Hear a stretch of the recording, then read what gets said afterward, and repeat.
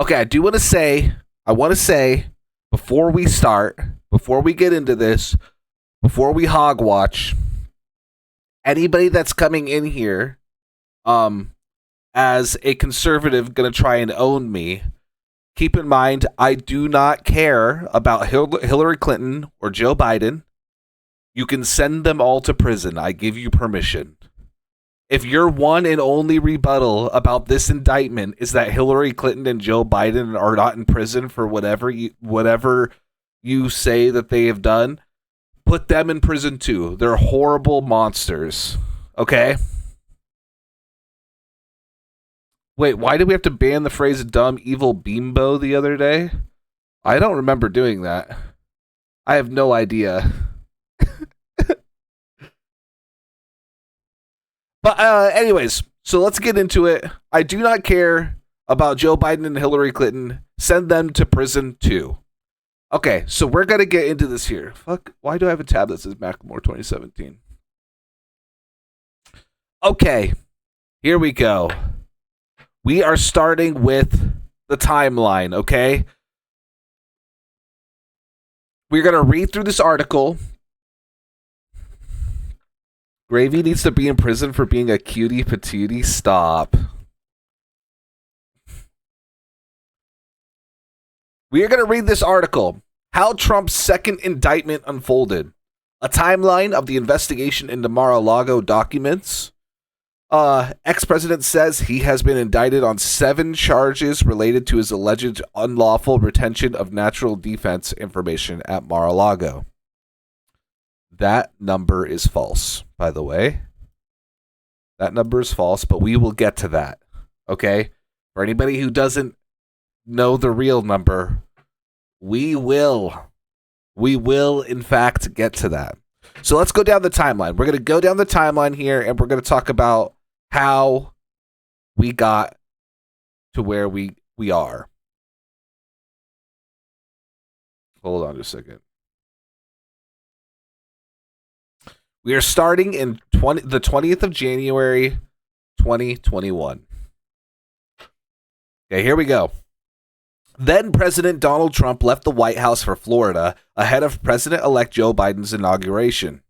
According to the General Services Administration, members of Trump's transition team were responsible for packing items into boxes, putting boxes on pallets, and shrink-wrapping all those pallets so they could be transported.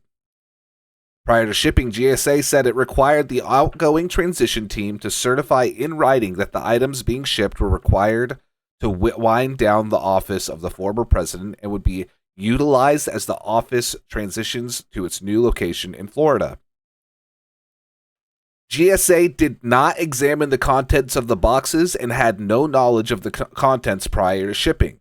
According to an agency spokesperson, GSA was also not responsible for the former president's personal belongings, which were transported by a private moving company.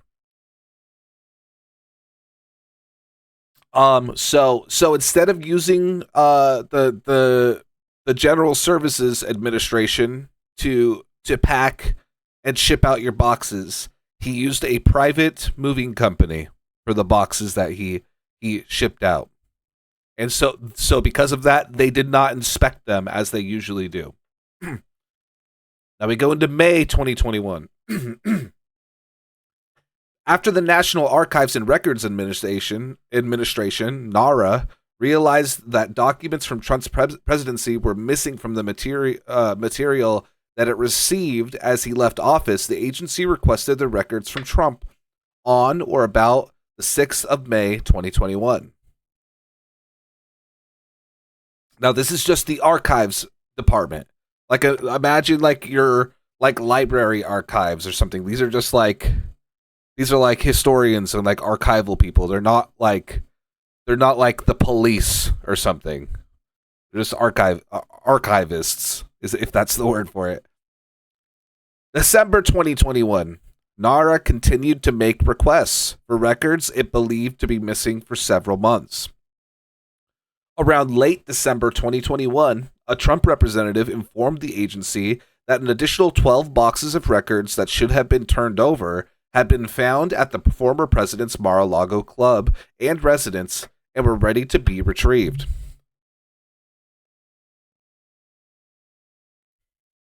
The 18th of January 2022.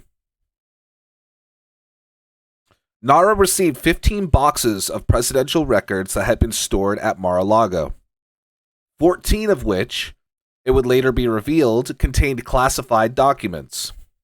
The documents were found mixed in with an assortment of other material, including newspapers, magazines, photos, and personal correspondence. In total, the boxes were found to contain 184 documents with classified markings, including 67 marked confidential, 92 secret, and 25 top secret. Agents who inspected the boxes also found special markings suggesting they included information from highly sensitive human sources or the collection of electronic signals authorized by a court under the Foreign Intelligence Surveillance Act. Holy shit, I don't even know what that means. So, we got a lot of classified documents. Confidential, so the levels go... Confidential is classified, but at a lower level. Then we have secret, which is classified at a slightly higher level, and then top secret is like the top, the highest level.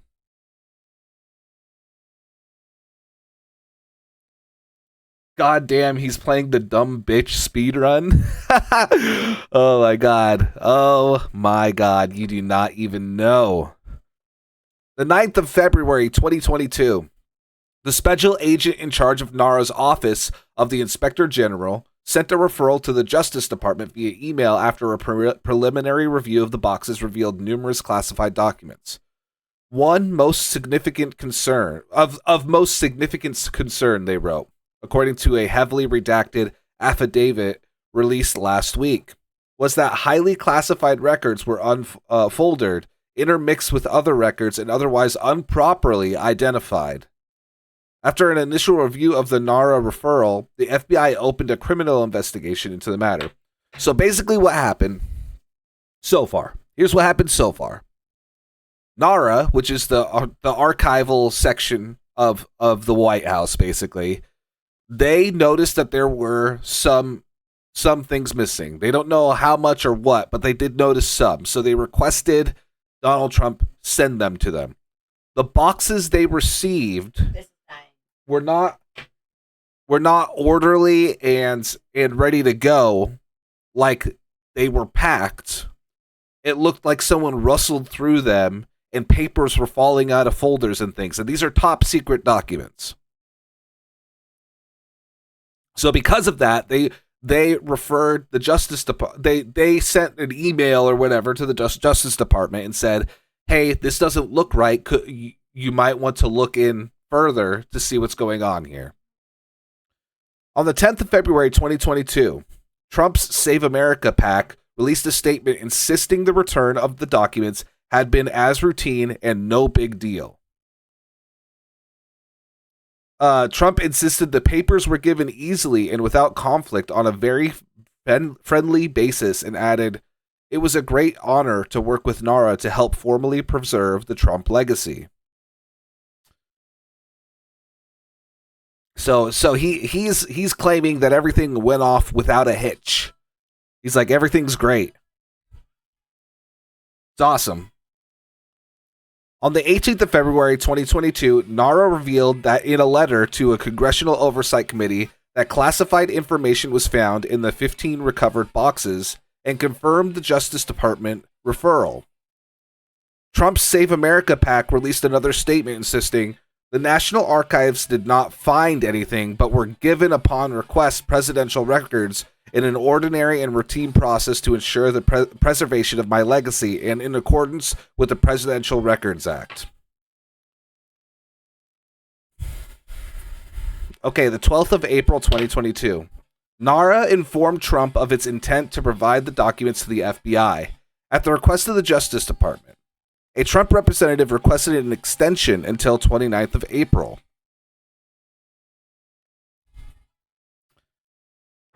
My legacy. Lamau. So here we are, 29th of April, 2022. The Justice Department sent a letter to Trump's lawyers seeking immediate access to the materials, citing important national security interest. Access to the materials is not only necessary for purposes of our ongoing criminal investigation, but the executive branch must also conduct an assessment of the potential damage resulting from the apparent manner in which these materials were stored and transported, and take any necessary remedial steps, the department wrote. Trump's lawyers requested an additional extension. So this was the day of the extension. They requested an extension already. When it got there, they requested another extension. The 10th of May, 2022. NARA informed Trump's lawyers that it will provide the FBI access to records as soon as the 12th of May. The 11th of May, 2022. The Justice Department issued a subpoena for additional records. The 3rd of June, 2022. 1 year ago. 3 FBI agents and a DOJ attorney went to Mar-a-Lago to collect additional material offered by a Trump attorney in response to the subpoena. They were given a single red-weld envelope double-wrapped in tape containing the documents, according to a 30th of August filing. That envelope, it was later found, contained 38 documents with classification markings, including 5 documents marked confidential, 16 marked secret, and 17 marked top secret. So they just wrapped up 38 documents and then taped it up all around it so that you couldn't get into it. During the visit, the filing said counsel for the former president offered no explanation as to why boxes of government records, including 38 documents with classification markings, remained at the premises nearly 5 months after the production of the 15 boxes and nearly 1.5 years after the end of the administration. Trump's lawyers also told investigators that all of the records had come from the White House were stored in one location, a Mar-a-Lago storage room. Investigators were permitted to visit the room, but were explicitly prohibited from opening or looking inside any of the boxes. They reported giving no opportunity for the government to confirm that no documents with classification markings remained. The Justice Department was also given a signed certification letter stating that a diligent search had been completed and that no documents remained. Trump states, but me, still big presidents. So they let them see the room where the documents were stored, but then they didn't let them look inside. And they're like, actually, yeah, we did a diligent search, and we made sure that there were no classified documents remaining in any of these. But didn't let them look to confirm. Okay. 5 days later, 8th of June, 2022. The Justice Department sent a letter to Trump's lawyer requesting that the storage room be secured and that all the boxes were moved from the White House to Mar-a-Lago, along with any other items in that room, be preserved in that room in their current condition until further notice. The 5th of August, 2022. The Justice Department filed an application for a search and seizure warrant of Mar-a-Lago, citing probable cause that additional presidential records containing classified information remained in various parts of the club. There's also probable cause to believe that evidence of obstruction would be found. Read a heavily redacted copy of the affidavit laying out the FBI's rationale for the search. The Justice Department also revealed in the 30th of August filing that it had found evidence that government records were likely concealed and removed from the storage room, and that efforts were likely taken to obstruct the government's investigation. U.S. Magistrate Judge Bruce Reinhart in South Florida approved the application the same day. We're getting closer to current time, so stick with me here. We're getting caught up. This is a little bit dry. But it makes it better. Okay, I promise. The 8th of August, 2022. The FBI executed a search warrant at Mar-a-Lago, seizing 36 items of evidence, including boxes and containers holding more than 100 classified records, an order pardoning Trump ally Roger Stone, and information about the president of France. Agents found classified documents both in the storage room as well as in the former president's office, including 3 classified documents found not in boxes but in office desks. Come on, Astolfo. Come on. Okay, hold on. In office desks, let me finish this section really quick. They included items so sensitive that in some instances, these are documents that are so sensitive. In some instances, even the FBI counterintelligence personnel and DOJ attorneys conducting the review required additional clearances before they were permitted to review certain documents. Documents so sensitive that the people investigating the documents didn't have clearance to see them. That the FBI in a matter of hours recovered twice as many documents with classification markings as the diligent search that the former president's counsel and other representatives had weeks to perform calls into serious question the representations made on the 3rd of June certification and casts doubt on the extent of the cooperation in this matter. The Justice Department wrote. I have COVID, so you have to have pain too. Wow. Okay. I will. Just a sec. Jonathan. Trump and his allies, meanwhile, cast a search as a weaponization of the criminal justice system aimed at damaging him politically as he prepares for another potential White House run. Okay, give me just a second, and then I'll read on.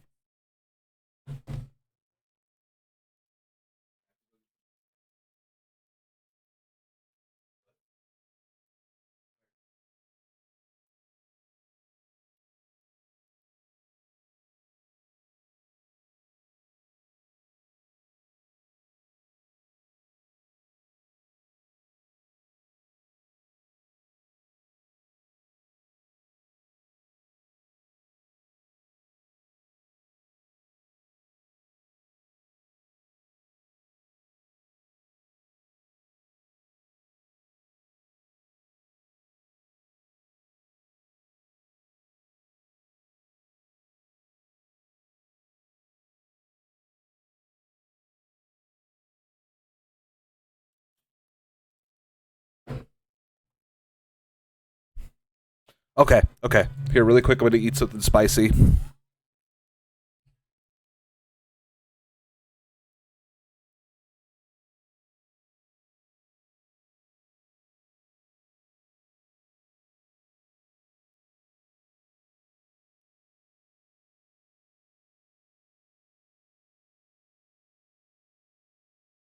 It's like clogged. Hold on.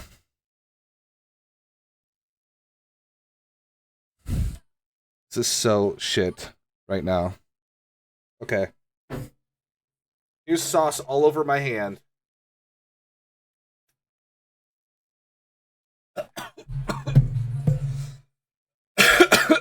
It got everywhere. My God.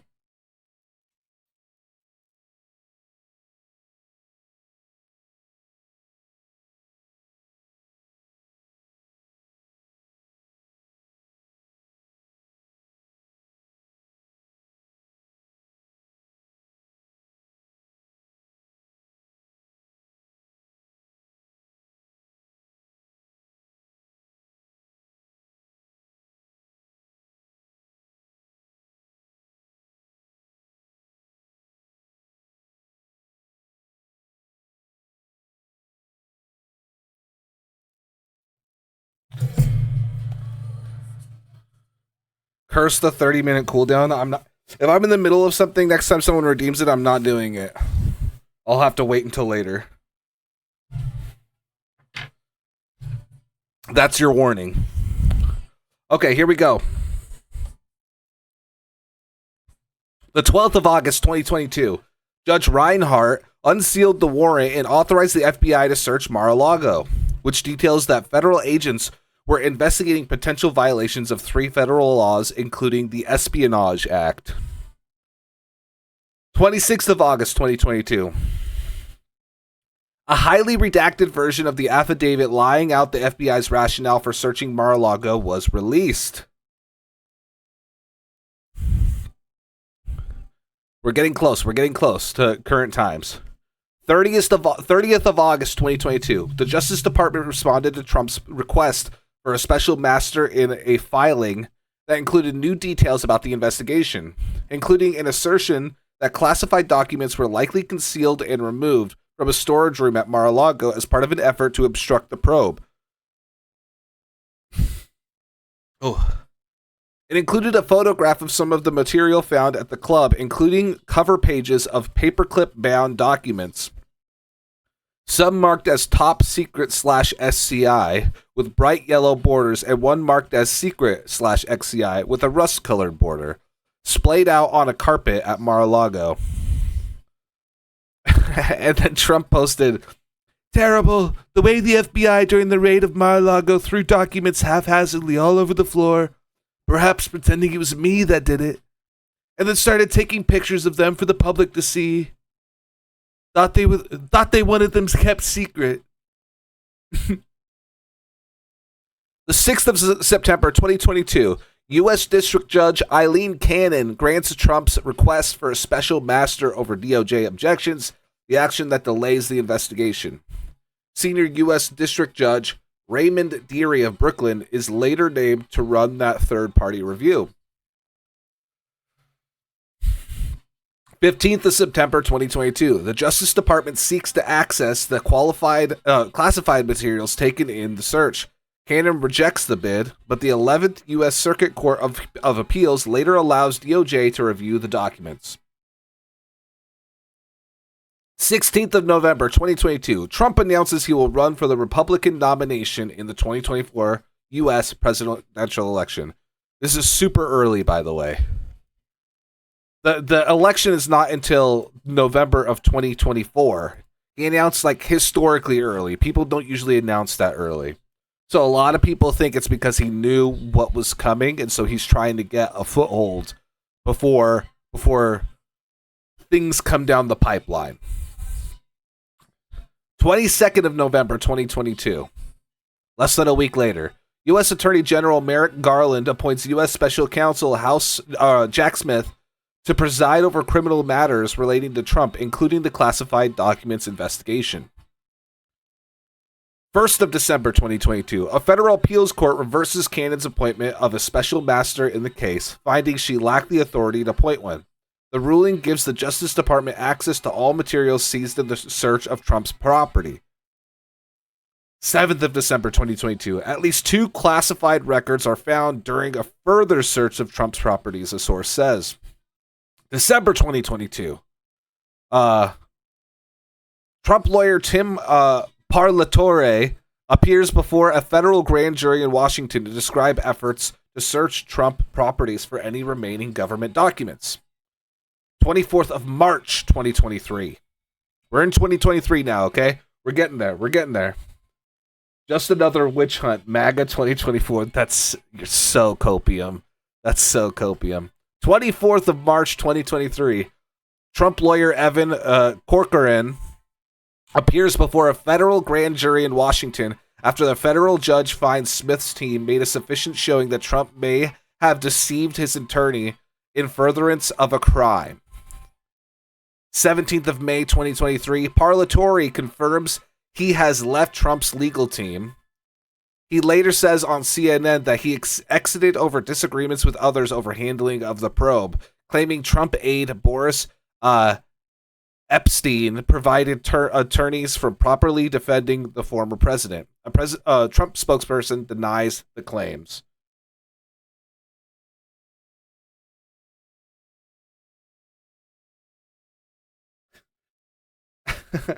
Go suck another. Okay. That's a good one. Cat Cube is a true winner. It's like finding a divorce agreement that no one knew about, but it means nothing. Wait, what do you mean?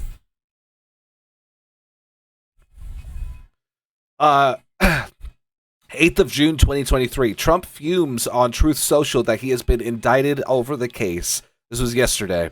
Insisting, "I am an innocent man. The corrupt Biden administration has informed my attorneys that I have been indicted, seemingly over the boxes hoax," he seethed in a separate post. Greatest witch hunt in history. And then today, June 9th, 2023, the 37-count indictment against Mr. Trump is unsealed, revealing he allegedly showed classified documents to unauthorized individuals on 2 separate occasions. The charges include willful retention of national defense information, conspiracy to obstruct justice, withholding a document or a record, corruptly concealing a document or record, concealing a document in a federal investigation, scheme to conceal, and false statements and representations. Okay.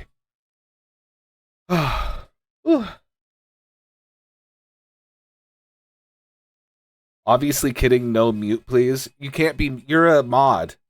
You can't be muted except for by me. The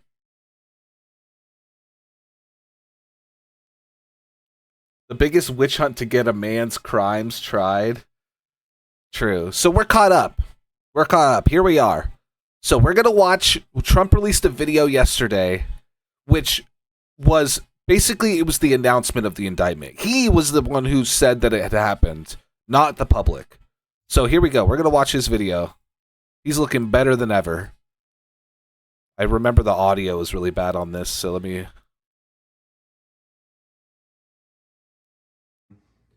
Very sadly, we're a nation in decline, and yet they go after a popular president, a president that got more votes than any sitting president in the history of our country, by far.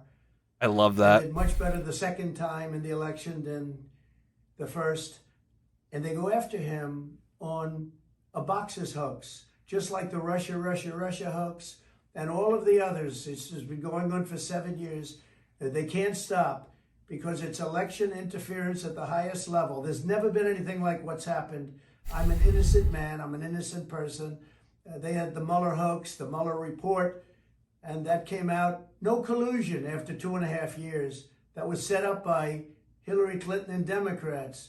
But this is what they do. This is what they do so well. If they would devote their... Yeah, I think Ghost by Proxy mods from mobile sometimes. A lot better for our country. They could do a lot better. They could do a lot of great things. But when you look at what's happened to our country in the last 3 years, we were energy independent. We had a strong military that wasn't woke. We were doing so well. We were respected all over the world. Yeah, during my presidency, we had a strong military that wasn't woke. That's so fucking awesome. Get the biggest tax cuts. By the way, this was posted on Donald Trump Jr.'s Twitter because out of principle, Donald Trump still isn't posting on Twitter. History, biggest regulation cuts in history. And what do? You have a president where an election was taken, got more votes than any sitting president in history by far, never anything even close. And they come after me because now we're leading in the polls again by a lot against Biden and against the Republicans by a lot. But we're leading against Biden by a lot, a tremendous amount. And we went up to a level that they figure the way they're going to stop us is by using what's called warfare. And that's what it is. This is warfare. You may have heard of it. Warfare. For the law. And we can't let it happen. We can't let it happen. Our country is going to hell. And they come after Donald Trump, weaponizing the Justice Department, weaponizing the FBI. We can't let this continue to go on because it's ripping our country to shreds. We have such big problems, and this shouldn't be one of them. It's a hoax. The whole thing is a hoax, just like Russia, just like the fake dossier was a hoax. Oh, it's going in circles. You saw the Durham report. You saw the Mueller report.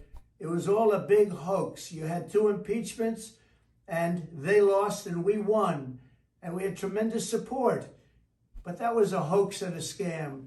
And now they're doing it again. It's just a continuation, 7 years, even after I'm out. But it's called election interference. They're trying to destroy a reputation so they can win an election.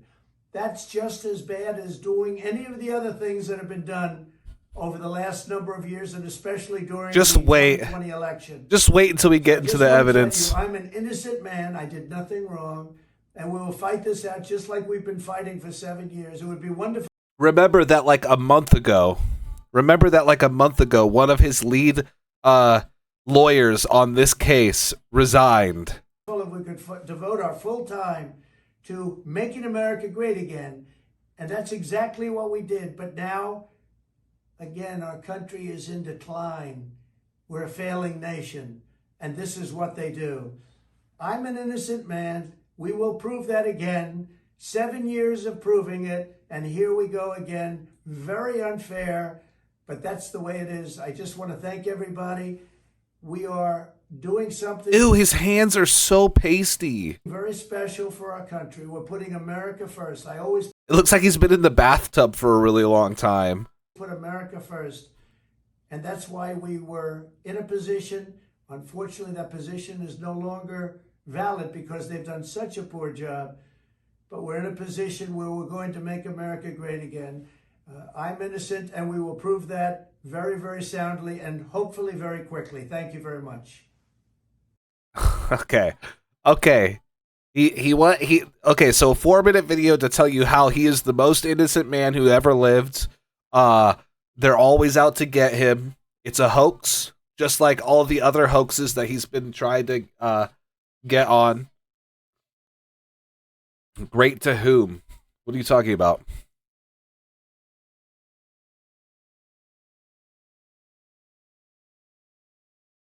He's the front half of a centaur? Oh my god. Okay, so with that, we're going to look at the statement from the special counsel on the indictment, and then we're going to start moving into some of the details. Okay, so we're almost done with the most boring part, and then we get to watch the most funniest parts. Here, hold on.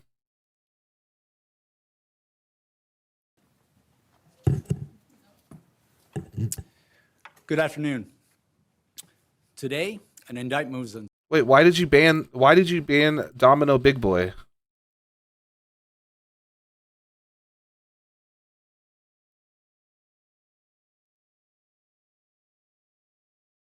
Wait, why did you time him out?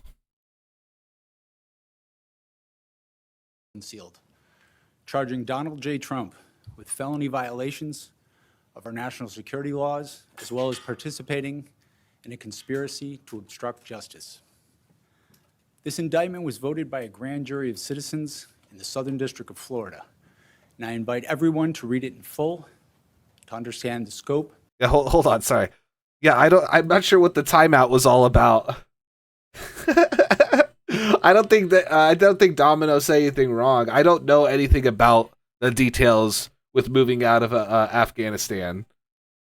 But also, don't time people out or ban people just for saying something that you perceive as weird. Like if it's offensive and like gross, then time them out. But if they're like Obama sucked or something like that, then just leave them be.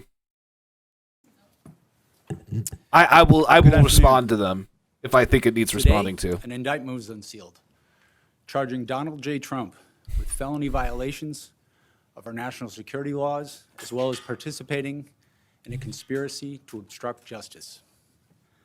This indictment was voted by a grand jury of citizens in the Southern District of Florida, and I invite everyone to read it in full to understand the scope and the gravity of the crimes charged. The men and women of the United States intelligence community and our armed forces dedicate their lives to protecting our nation and its people. Our laws that protect national defense information are critical to the safety and security of the United States, and they must be enforced. Violations of those laws put our country at risk. Adherence to the rule of law is a bedrock principle of the Department of Justice, and our nation's commitment to the rule of law sets an example for the world. We have one set of laws in this country, and they apply to everyone. Applying those laws, collecting facts, that's what determines the outcome of an investigation. Nothing more and nothing less. The prosecutors in my office are among the most talented and experienced in the Department of Justice.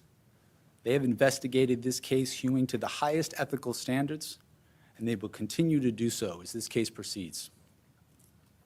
It's very important for me to note that the defendants in this case must be presumed innocent until proven guilty beyond a reasonable doubt in a court of law. To that end, my office will seek a speedy trial in this matter, consistent with the public interest and the rights of the accused. We very much look forward to presenting our case to a jury of citizens in the Southern District of Florida. In conclusion, I would like to thank the We're leftists. We're not liberals. dedicated public servants of the Federal Bureau of Investigation, with whom my office is conducting this investigation and who work tirelessly every day upholding the rule of law in our country. I'm deeply proud to stand shoulder to shoulder with them. Thank you very much. Why Florida, sir? Why did you decide to bring the case in Florida? One reporter's like trying to. Hey, No, shut the fuck up, Aiden Ross. God damn it. Shut the fuck up. He just like one reporter like tries to throw out like a question at the very end there, and he just walks away. He's like, I'm not taking any questions. Okay, so they announced the indictment. They announced the indictment over the classified documents. Okay, they announced that yesterday. It is also important to remember. F? Did we F?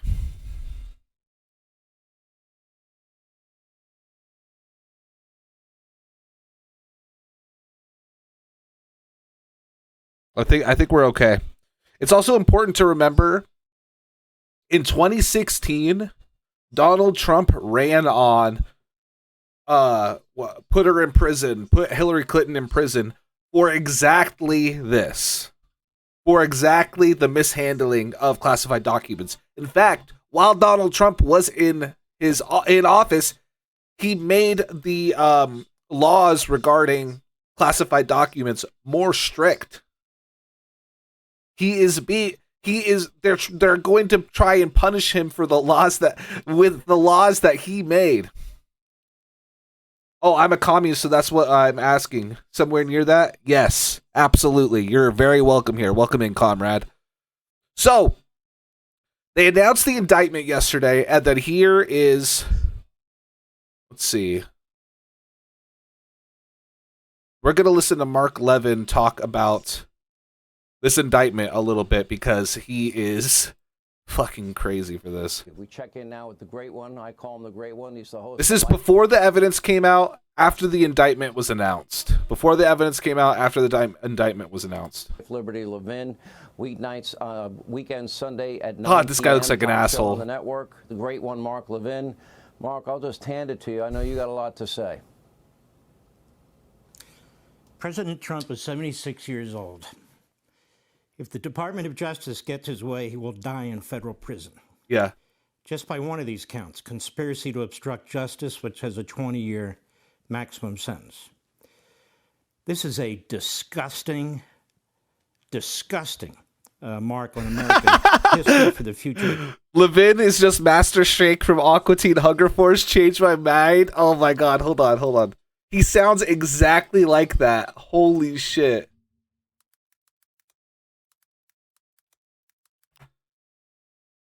Hold on just a second.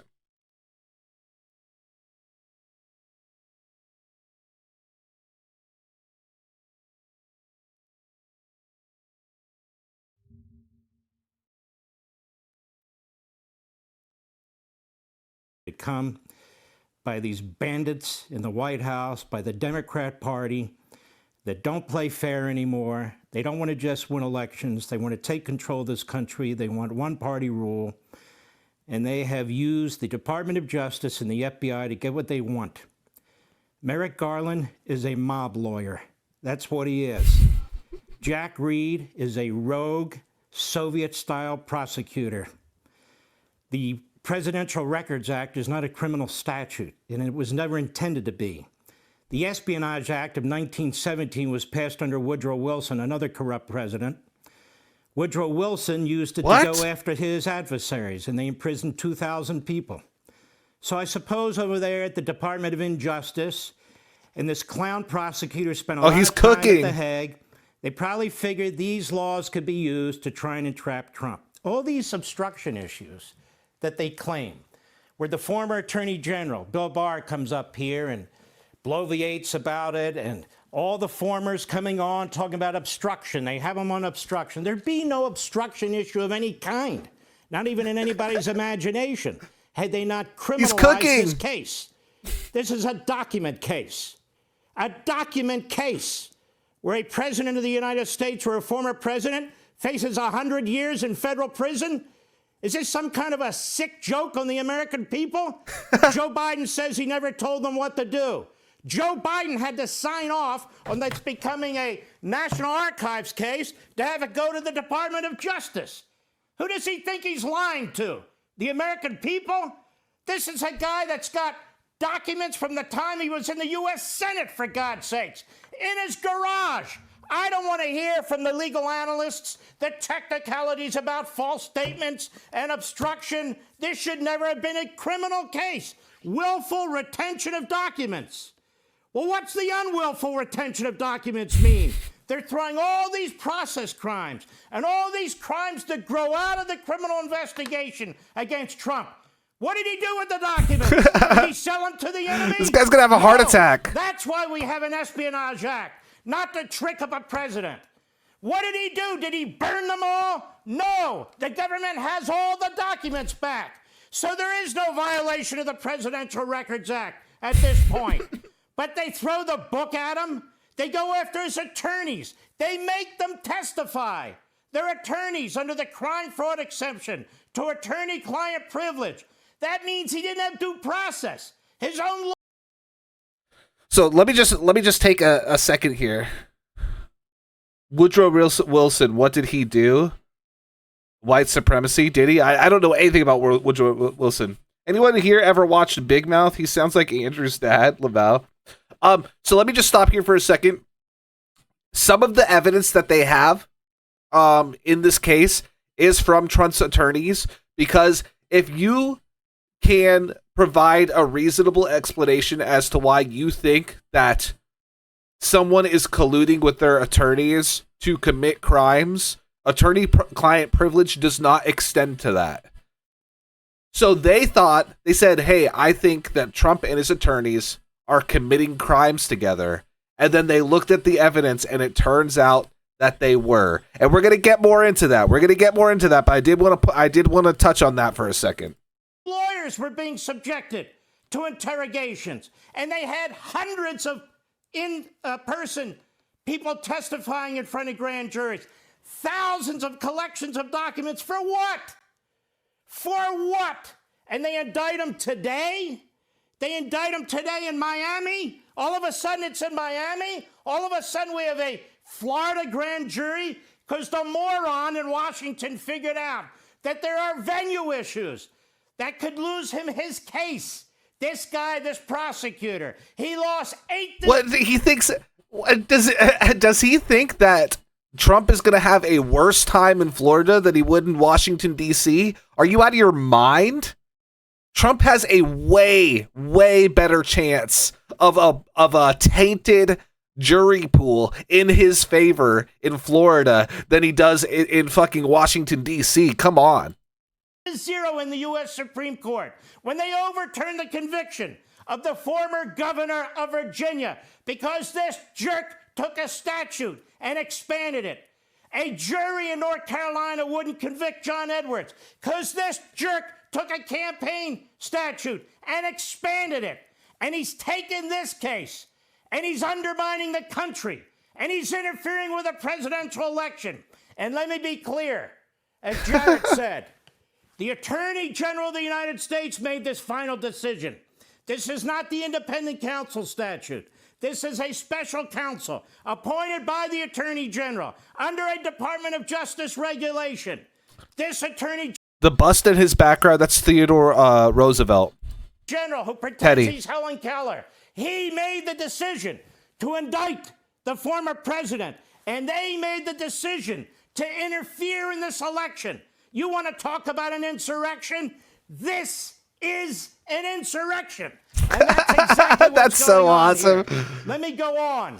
Joe Biden is the crookedest crook that's ever been in the Oval Office. Everywhere we look, there's a predicate for a special counsel. They won't appoint a special counsel, even though it's compelled under the law in which they appointed this special counsel. And you're not supposed to appoint a special counsel against your political opponent. You're supposed to appoint one in the case of Biden. 20 This guy's so awesome. $10 million coming from the communist Chinese military, spread out among the family. No businesses to support this. Endless meetings with Biden's with Hunter Biden's business partner. Cheers. Bob Alinsky, who ties Joe Biden to the crimes. Mr. Big, Mr. 10%. And what does Biden say? Well, then where's the money? He's asking us, come and catch me if you can. The idea that this man isn't under a criminal investigation and that they criminalized a damn document case. This guy's so funny, dude. He's cooking so hard right now. I also want to say, once again, we started this off with this statement, but we're going to say it once again. We, in this broadcast, do not give a shit if Hillary Clinton or Joe Biden or Nancy Pelosi or any other Democrat liberal that you want to send to prison goes to prison. Send them. Bitch, send them all. Let them all die in prison. To go after Donald Trump is sickening. And I would say this to our fellow Americans. Don't be bamboozled by these cable channels and these fools who come on and tell you, well, he's not above the law. Are you kidding me? Democrat Attorney General in New York, Democrat prosecutor in Manhattan, Democrat prosecutor in Atlanta, Democrat Attorney General in Washington, D.C. What do you mean he's not above the law? There is no law. What's going on here is a disgusting disgrace. It is war on Trump. It is war on the Republican Party, and it is a war on a republic. The radical left. I'm so sad. I mean, obviously they just made a newer Aqua Teen Hunger Force movie, but I want there to be like Aqua Teen Hunger Force Shake is like a Trump supporter, and Shake goes to January 6th kind of beat. You know what I mean? That would be so funny. Is doing what the radical left does while they cover up for Biden the way they covered up for Hillary. If Donald Trump is to be charged like this, Hillary Clinton should have been charged with 10,000 counts of obstruction because that's how many emails she destroyed, and 5 counts of destroying cell phones because that's how many cell phones they destroyed. I'm done, and I'm sick of it. Well, you said, Mark, many years ago you said to me, and you said in one of your books, we're in a post-constitutional America. And what you're describing here, when you said they are the ones that are that are abusing the power, that they've criminalized political differences, that they've weaponized the Justice Department, that's what you're saying. They love the term insurrection, and you're saying that's them. They're not abiding by the law. They're not abiding by the principle of equal justice or equal application of our laws. Am I hearing you right? Sounds like Gilbert Gottfried, kind of, You're yeah. hearing me right, and let me say this. Today, what is today's date? What is it that June Gilbert 8th? Gottfried said? My dick and my balls are itching and scratching. June 8th is the day of insurrection, not January 6th. A weaponized U.S. attorney, a weaponized Attorney General of the United States have unleashed the full force of the United States government against a former president, the leading Republican nominee to take on the existing president. We have never seen anything like this in the United States. We saw it under Stalin. We've seen it in other autocracies, Marxist regimes, fascist regimes, the third world. But they have taken the United States of America and they have dragged us into a hellhole. This is embarrassing. It's humiliating. And I'm going to tell you something. There are tens of millions of us. You have crossed the Rubicon twice, which has never been done.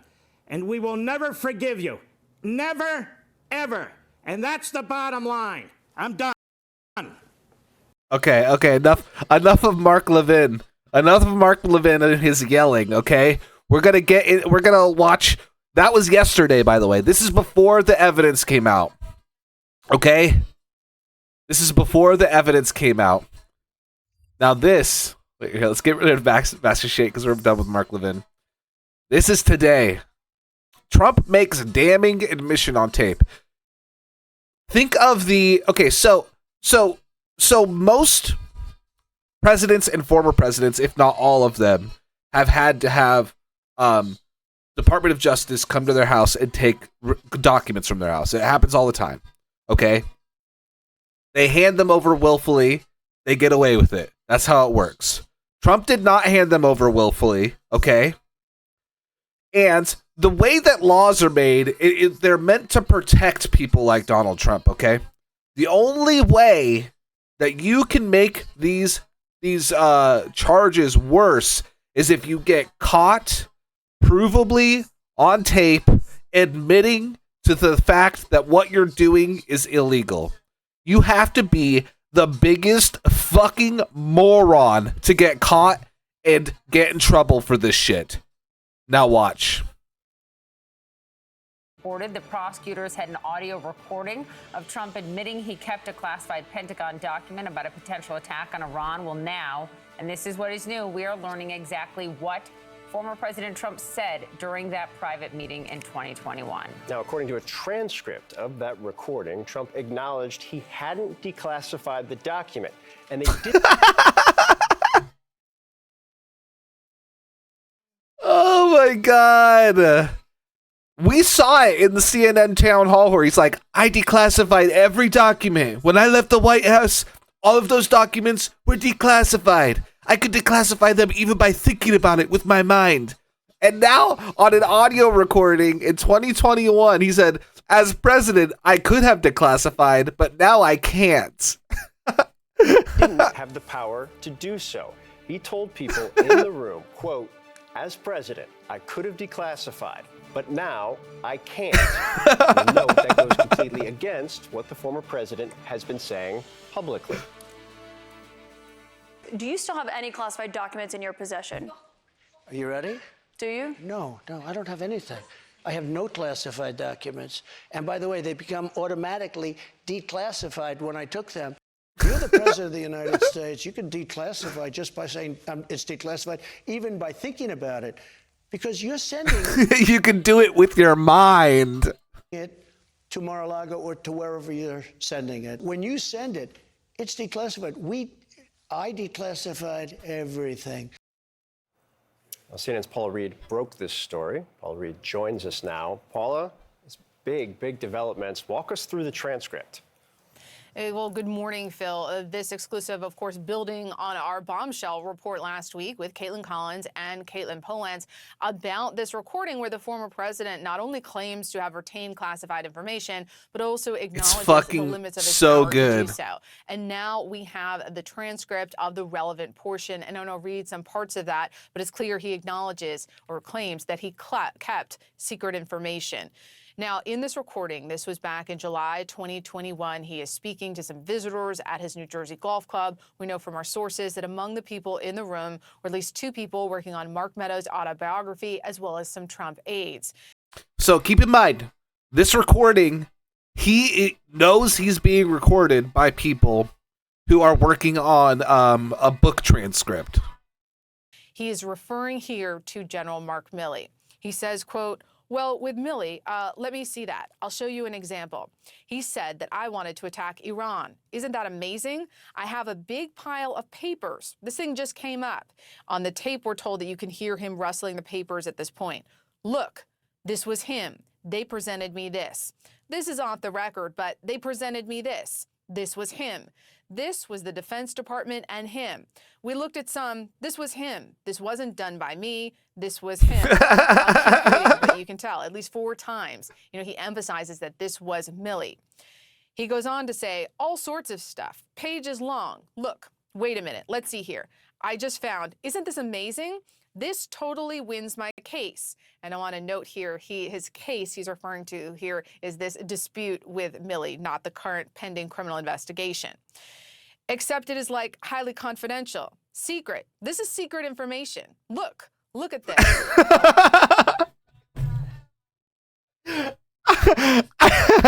I love that so much. You couldn't say a worse thing for yourself. You couldn't have implicated yourself any better than going, this totally wins my case, except it's like highly confidential, secret. This is secret information. But look at this. Dude, what are you doing? I will note that secret and confidential are both, of course, levels of classification. And then arguably the most damning quote, he says, he asks someone in the room if he can declassify it. And then he says, as president, I could have declassified, but now I can't. And of course, that last quote undercutting all of the public argument. Why would he declassify, though? Probably because he undertook less crime as head of state than Bush and Obama. Believe it or not, Donald probably has less to answer for. It doesn't matter it doesn't matter why he would declassify. The only reason why he would declassify is so that he wouldn't get in trouble for having the documents. He would need to declassify them for it not to be a crime for him to withhold these from the Department of Justice. That's the only reason why he would declassify. And I don't necessarily think that you're wrong or you're right about I think that they all have monstrous crimes to answer for. But this particular case has nothing to do with what he did wrong while in the White House. This has everything to do with the fact that he has top secret documents that he has refused multiple times, knowingly refused multiple times to give back to the United States government so that he can walk people through Mar-a-Lago and big dick them by showing them top secret documents. It's literally for him to brag to his friends at Mar-a-Lago about, nothing else. That's what he's doing. He's look at this. See, I'm so cool. This would have made my case way better, but it's top secret. Take a look. It's like, what? He's just trying to brag that he has them. That he, his allies, and his attorneys have made about how he was able to declassify things once he left office, or that he may have even had a standing declassification order to declassify any materials in his possession before he left office. But in terms of the investigation, prosecutors are likely going to be most interested in the fact that he is claiming to have retained secret information and is appearing to try to share that with a room full of people, none of whom had security clearances. So again, this is a really key piece of evidence in this ongoing investigation. Yeah, Paula, this was, reading your reporting this morning, it was a genuine... Here's just a side note while we're here. I have this brought up. Hold on. This is from Twitter. This first one is from the Indictment, and the second one is from the Rolling Stone. In August or September 2021, at the Bedminster Club, Trump showed a representative of his political action committee who did not possess a security clearance a classified map related to the military operation and told the representative that he shouldn't be showing it to the representative and that the representative should not get too close. And then look at this article from Rolling Stone from a while ago, from 2022. Kid Rock says Trump turned to him for advice on how to handle North Korea. And then he said, we're looking at these maps and shit. And I'm like, am I supposed to be in on this shit? So the rocker told Tucker Carlson, bro, he's bragging to fucking Kid Rock and showing him classified documents. What the fuck is he doing? Are you out of your mind? Whatever Biden does, though, he can blame it on dementia. That has nothing to do with any of this. It doesn't matter. Send Biden to prison, too. It doesn't matter. We're just having, at this point, listen to me now. We are just having fun right now. This is fucking funny. Okay? Here's a best case scenario and a worst case scenario for you. This is the best case scenario and the worst case scenario.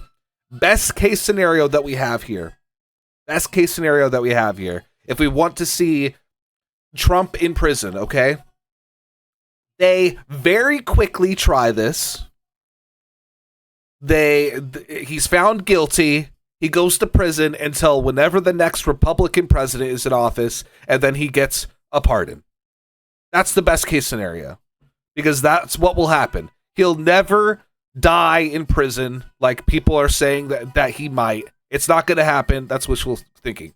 Worst case scenario, they're not fast enough with the trial. This is more likely, by the way. They're not fast enough with the trial. They go through. He wins presidency and he pardons himself. That's a worst case scenario. But we'll see. I mean, this is bad. This is not good for him. This doesn't look good for him. And as more details come out, it's going to look worse and worse for him. And kind of jaw drop moment for a minute, just because of how many things it seemed to rebut about what the president has said publicly. You kind of got at this a little bit, but what is your sense of how this will factor into things going forward or into the indictments that we haven't seen yet? When we were doing our reporting on the existence of this audio recording last week, I mean, one source close to the legal team told me, look, this audio recording, this is a problem. And the former president's legal team only learned about this a few months ago in March when a witness was asked about it before the grand jury. I also want to note that prosecutors subpoenaed the document that he refers to, and they still don't have it. It's unclear, one, what this document was.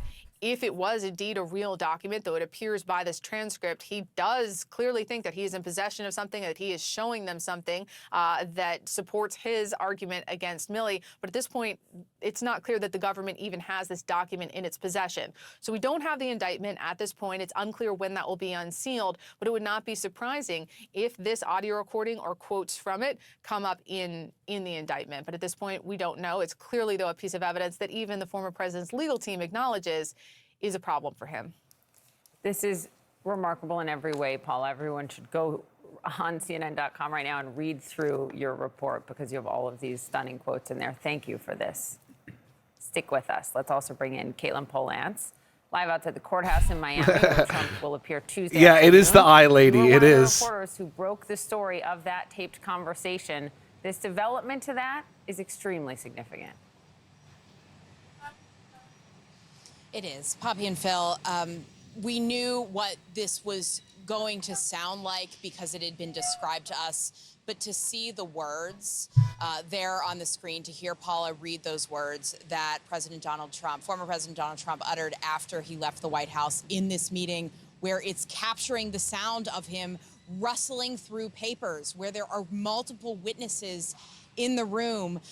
And, you know, the big question here, as Paula was saying, is this going to be part of the charge explicitly? And if it is, that sets this recording up to be a key piece of evidence as this heads to trial. It would be something that the Justice Department would very likely play to the jury, almost certainly, if that is part of what is indicted here as a retention charge. And once they have that retention charge, that is something we know that is going to be charged in the case because Donald Trump's attorney last night, Jim Trusty, said it would be. We don't know exactly what paper it will be around, what classified documents. But if it is about this document he's describing in this audio tape, and that episode is part of this from July 2021 at Bedminster, if that's part of the case, they have to prove two things. That Donald Trump knew he had a classified record or a national defense information piece of paper in his possession, and that he was willfully keeping it from the federal government outside of a protected classification area. Not that he has the ability to declassify it, although it is quite sensational that he says, as president, I could have declassified, but now I can't. He says, as president, I could have declassified. Now I can't.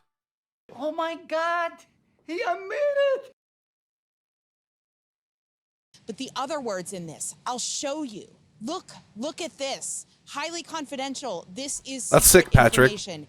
It doesn't really get much more explicit than that.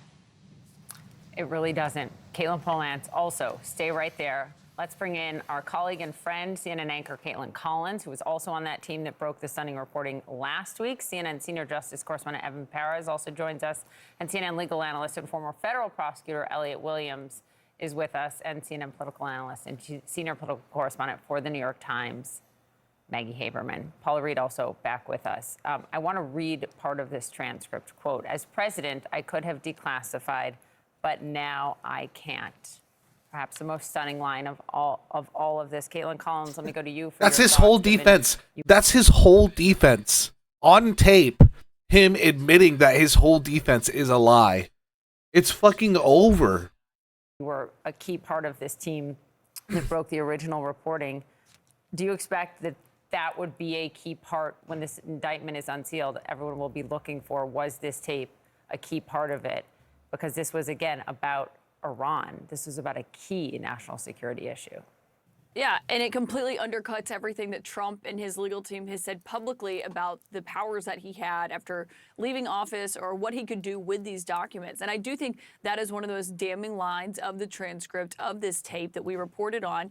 And there's a reason this tape has caused so much consternation in Trump's legal team. They didn't learn about it all that long ago. It was only in March when this recording was played during testimony from another Trump aide where they heard it. And then Trump's legal team was alerted to the fact that prosecutors did have this audio in their hands. And having Trump on tape admitting that he doesn't have the power to declassify it, which we all knew because we've read the Presidential Records Act. We've looked at what that declassification.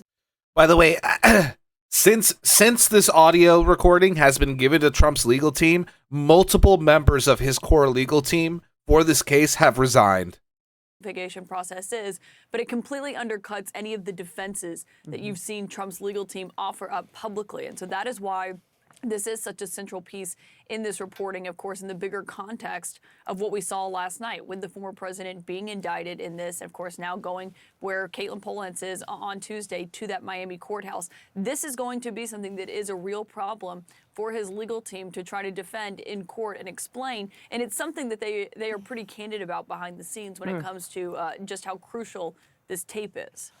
Elliot, as a lawyer, when you look through or listen to that transcript, there's, yes, him acknowledging that he can't unilaterally declassify things by magic or after the fact.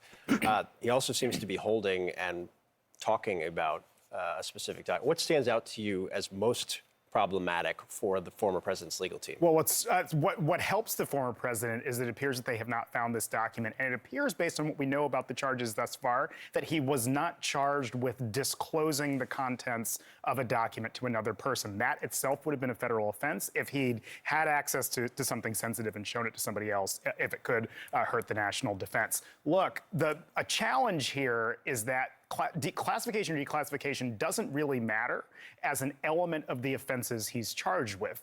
Merely what it matters is that they're government records, and most importantly, that there was a series of acts taken to obstruct the Justice Department's investigation. So it's a little bit of a red herring to go down the road of saying, if he declassified it, therefore there would not have been crimes committed here, because the simple fact is once the documents were removed, mishandled, misappropriated, whatever word you want to use, that's when the crimes were committed. Okay, so there's that. There's CNN. So let me show you. So in this indictment, by the way, we're gonna look at a couple more videos. We'll find a couple more to watch. In this indictment includes pictures that were obtained from somebody that works at Mar-a-Lago, of where these documents were being stored and how they were being stored. Okay, this is my favorite one. These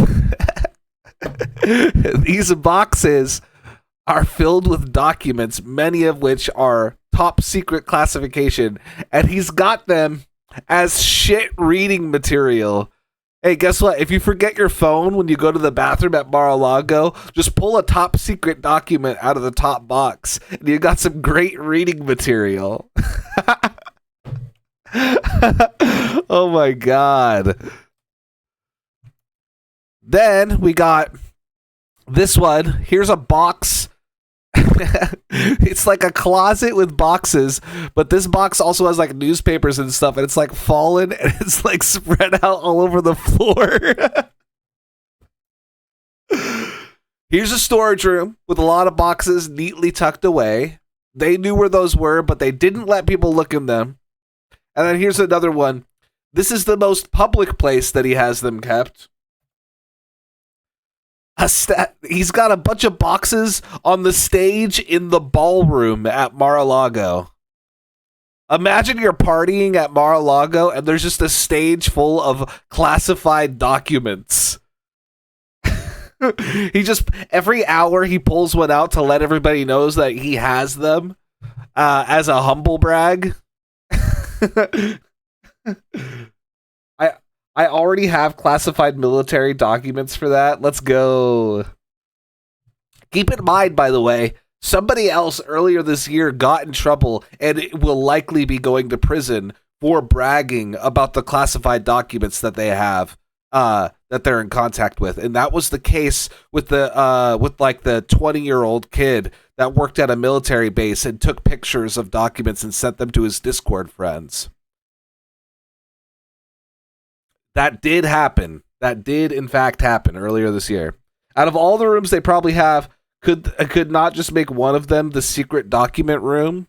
Yeah, but see, he wants to have them in different places, so when he's showing people around Mar-a-Lago, he can stop and then start bragging about the documents that he has. Hold on just a second here. Let me see what other video. Did I have any other videos on this lined up? Not really, but I do need to find one.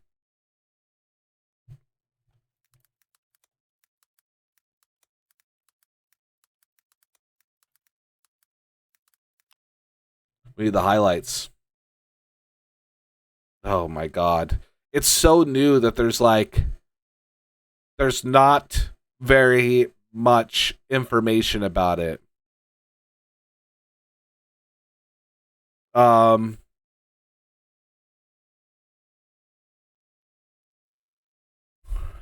Everything's from 2 months ago.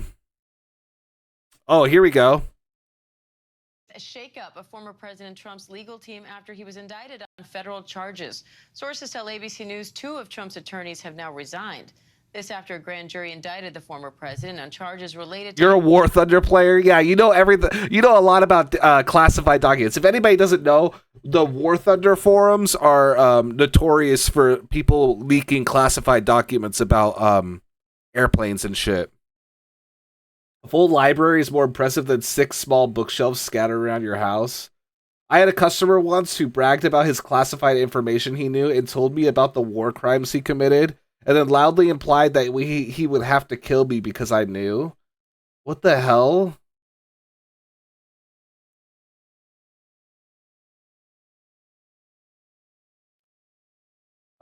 Wait, what are you on about, Domino?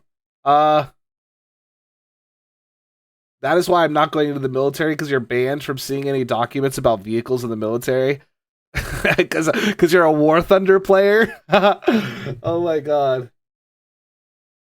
I'm not under NDA anymore. Anyone want to know any crypto advice? Yeah, don't buy it. His handling of classified documents.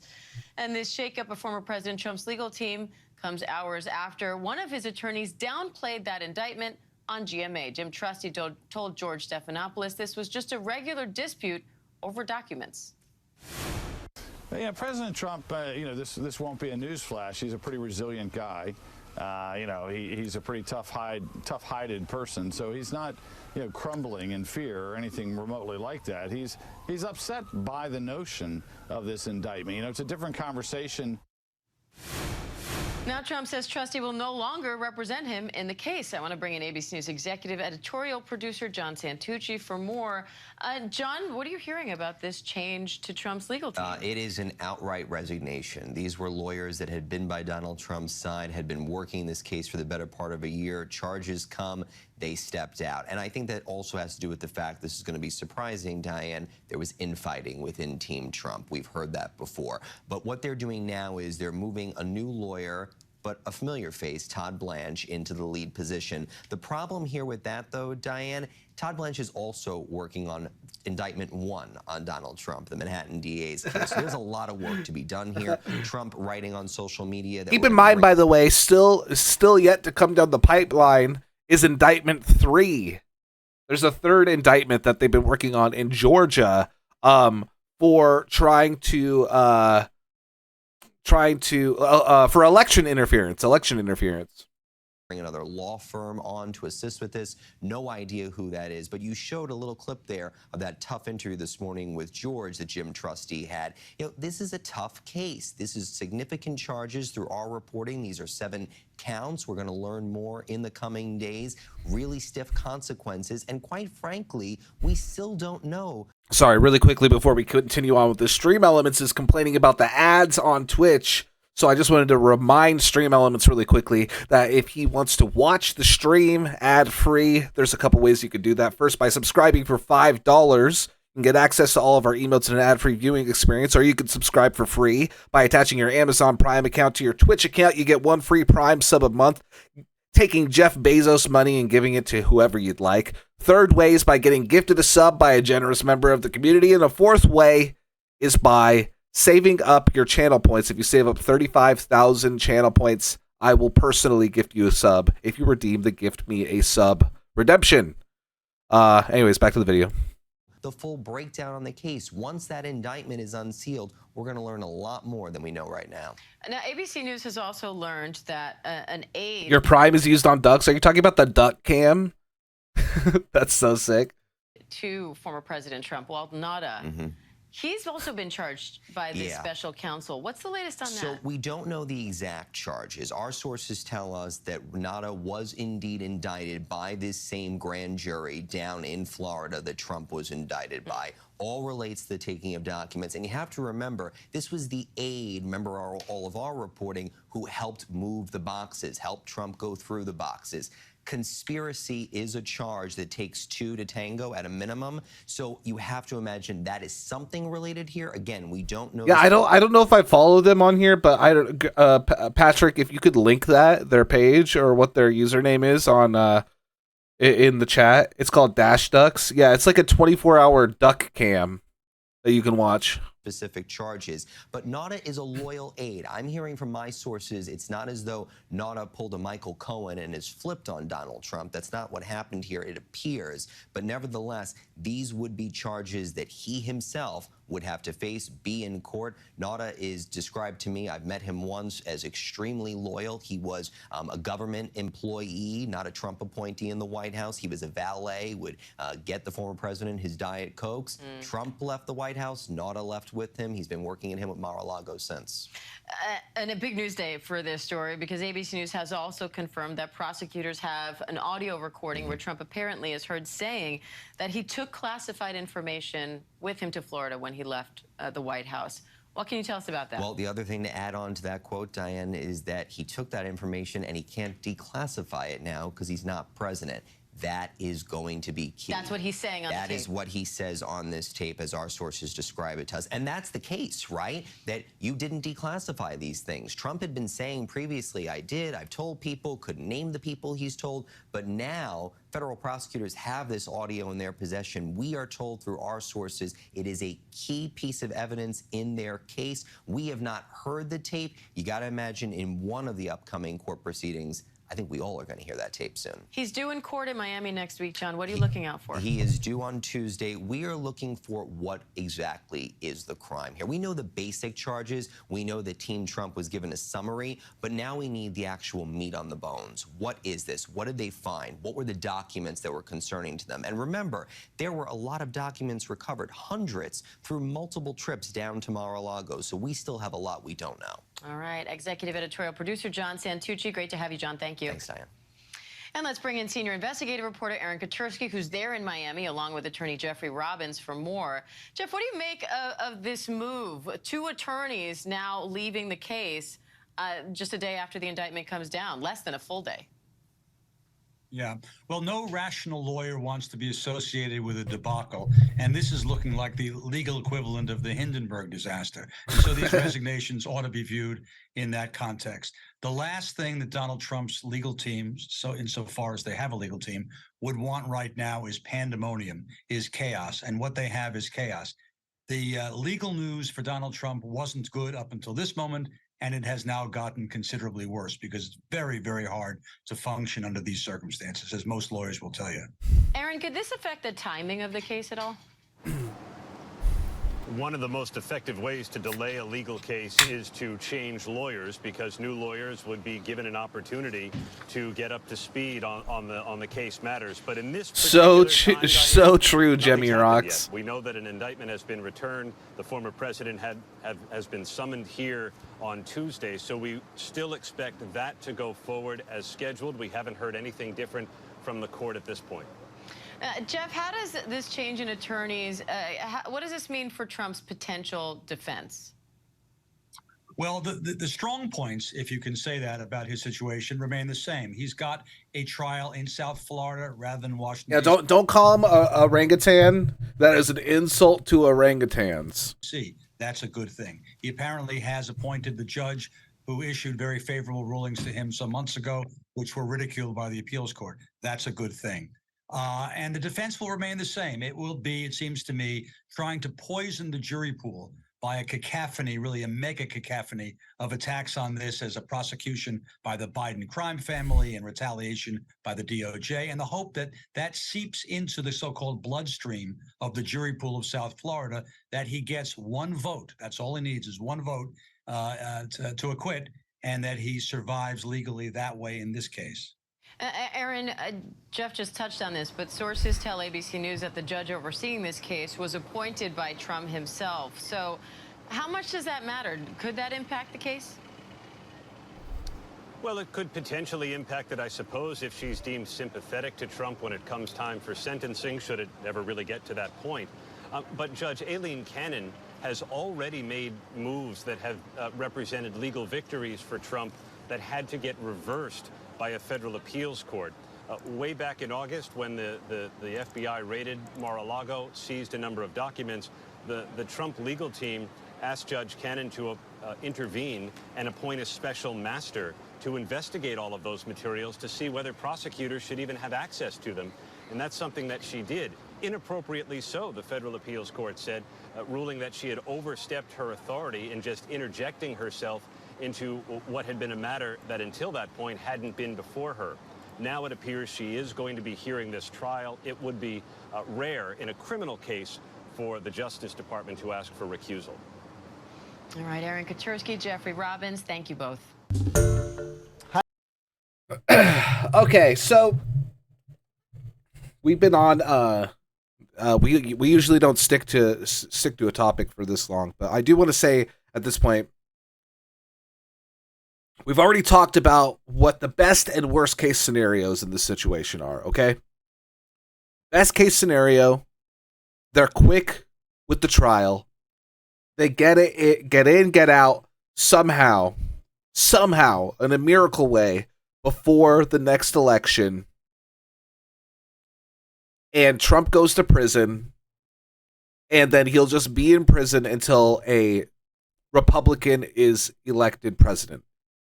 I don't know if that would be it does depend on if it happened this time, which I doubt that any other Republican besides Trump would get elected president this next coming cycle. I know Ron DeSantis was polling equally to Joe Biden a couple months ago, but I think he's lost some ground since then.